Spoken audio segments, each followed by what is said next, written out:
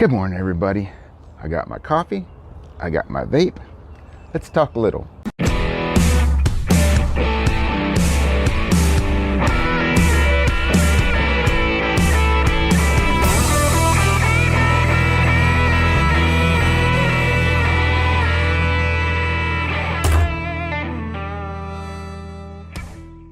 So it's another beautiful morning. Trying to get the lighting out here is kind of odd.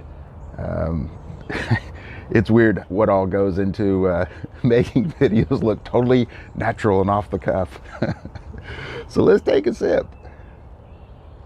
So this week I already had what I was going to talk about all ready to go, and guess what? That's what we're going to talk about. The ironic thing is that Don the auction professor put out an amazing video on Sunday. I'm going to link it down in the comments, and you need to see this, especially if you're just starting off your business. So what he did is he answered a question and asked 10 other successful eBayers or resellers, what skill or trait do you attribute to your success? I'm going to link those people down in also.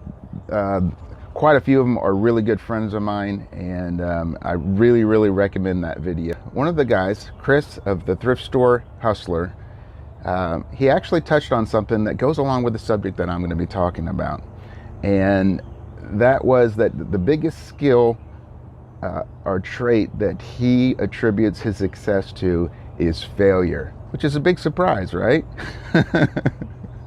Let's take a sip on that one.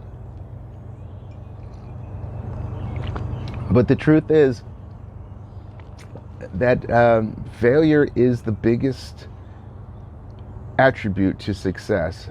You can't do it without failure. Now, it's how you handle the failure that matters. We'll get to that in just a second. So the theme of this talk, I guess if there's a theme, is dare to be ugly.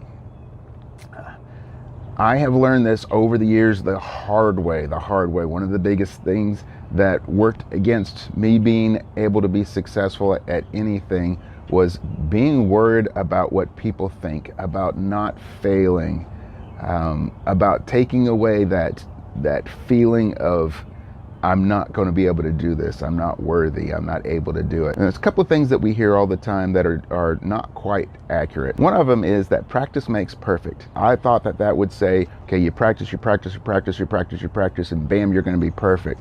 Actually, practice makes terrible. And then practice makes a little bit better. And then practice makes, yeah, I'm okay, I can see a little bit of progress here. And then practice makes, all right, I think I'm getting this. And then practice makes, hey, you know what? I've come a long way. This is really good. And then practice makes, wow, I got this. I guess the whole point of that is practice. But don't expect to be perfect every time. You need to be able to analyze your failures. There's another misnomer that it takes 10,000 hours of doing anything to become a master. Well, that's been proven wrong.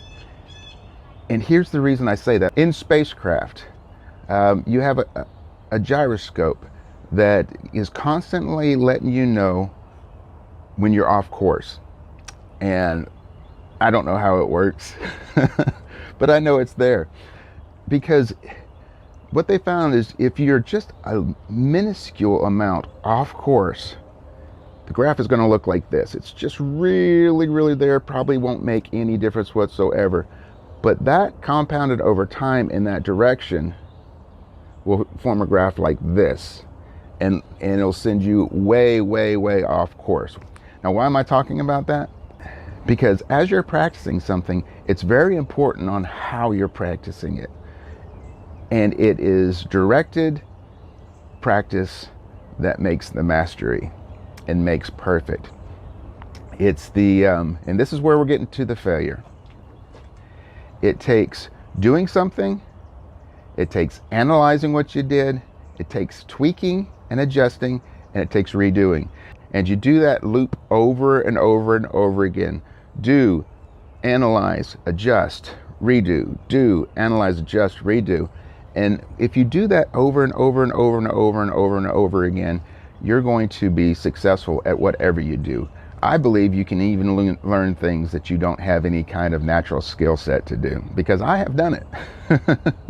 So the ideal is, if you want to be successful faster, then fail faster, fail more, fail over and over and over and over again. Accept that failure. That's the thing that Chris said that really resonated with me, because I have found that true over the years, is that he wanted to be the best failure that he could be, the best at failing. He welcomes failure, and I do too, because I would rather know that something is off, that I'm doing something wrong at the very beginning, as soon as possible, so I can adjust it.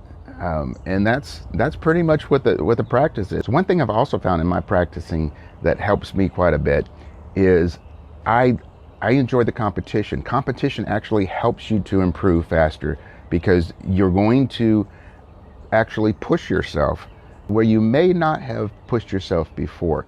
Plus, when you're not actually in the activity, you're going to be spending more time practicing if this other person is getting the better of you every single time. Now, competition works. So what I like to do is, when I'm doing something that I want to get good at, which is actually everything I've ever do. I don't think there's anything I've ever done that I enjoyed that I didn't want to become the greatest at doing that in the whole wide world. And I would actually imagine that when I was washing dishes in a restaurant, I wanted to get proficient at washing dishes. I wanted to get really good at it. I didn't enjoy washing dishes. I wanted to do a really, really good job, because I wanted to move on to something else. So as I was washing dishes at the end of the night, all the restaurant stuff, I would imagine that I was in an international dishwashing championship contest.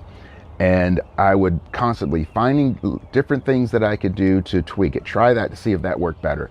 Try this, see if that worked better. That didn't work better, let's tweak that and let's try something else, so that I could be faster and faster and faster. And you know what happened is, I actually got really good at that, but I also built a work ethic. And that was recognized by my employer, and within a couple of months, I was actually taking shifts as kitchen boss. Just imagine that you're wearing a t-shirt always. Dare to be ugly. Don't worry what other people think. You know what? People don't think about you as much as you think they do. And they may laugh at you. They may even laugh to your face about what you're doing. But you know what's going to happen? Once you get good at that thing, they're going to have to eat their own words, because the praise that you're going to get, and the confidence that you're going to get, confidence yourself, praise from other people, recognition from being really good at something, is going to make all those people, you're not even going to remember them. So let's take one more sip.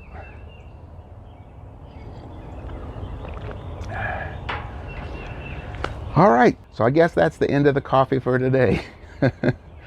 If you liked the video, please hit like, share, subscribe, always comment, and hit the ringy dingy thing so you're notified every time I make a video. And as always, no matter what tune that life plays you, always find your groove. Thanks for having coffee with me. I'll see you next time.